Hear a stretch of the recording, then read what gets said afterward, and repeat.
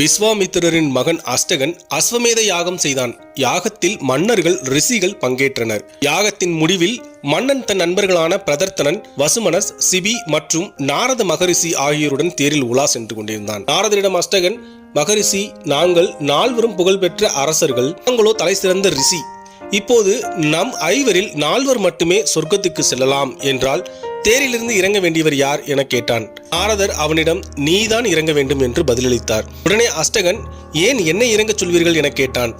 அஷ்டகா, யாகத்தின் போது நீ ஆயிரக்கணக்கில் பசுதானம் செய்தது பற்றி பிறரிடம் பெருமையாக பேசினாய். கொடுத்ததை சொல்லி பெருமைப்படுபவனுக்கு சொர்க்கத்தில் இடம் கிடையாது என விளக்கினார். அடுத்து, மூவர் மட்டும்தான் சொர்க்கத்துக்கு செல்ல முடியும் என்றால் நம் நால்வரில் யாரை இறக்குவது என மற்ற அரசர்கள் நாரதரிடம் கேட்டனர். அதற்கு நாரதர், இப்போது இறங்க வேண்டியவன் பிரதர்த்தனன். ஒரு முறை இவனுடன் 3 குதிரைகள் பூட்டப்பட்ட ரதத்தில் சென்று கொண்டிருந்தேன். 3 வயோதிகர்கள் வந்தார்கள்.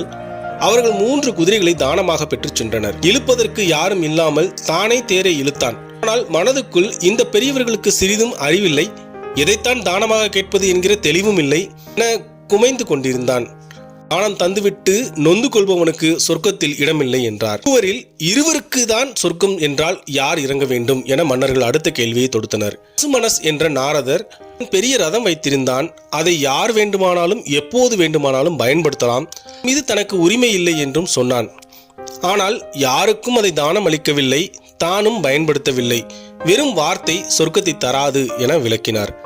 சரி, சிபியும் நீங்களும் மட்டுமே தேரில் இருப்பதாக வைப்போம். சொர்க்கத்தில் ஒருவருக்கே இடம் இருக்கிறது எனில் இப்போது யார் இறங்குவது என மன்னன் வினாக்கள் எழுப்ப நான் தான் என்றார் நாரதர். மன்னன் சிபி புகழுக்காகவோ புண்ணியத்துக்காகவோ தானம் செய்வதில்லை, இல்லாதவர்களுக்கு உதவவே தன்னிடம் செல்வம் இருப்பதாக கருதினான்.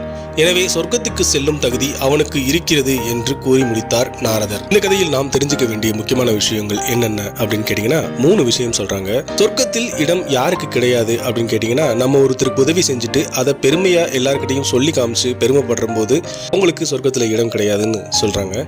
அடுத்தது, நம்ம ஒருத்தருக்கு உதவி பண்ணிட்டு அந்த கொடுத்த உதவியினால நம்ம கஷ்டப்படுறோம், இவங்களுக்கு உதவி பண்ணதுக்கு நம்ம பேசாமல் இருந்திருக்கலாம் அப்படின்ற ஒரு எண்ணத்தோடு இருக்கிறவங்களுக்கும் சொர்க்கம் கிடையாதுன்னு சொல்கிறாங்க.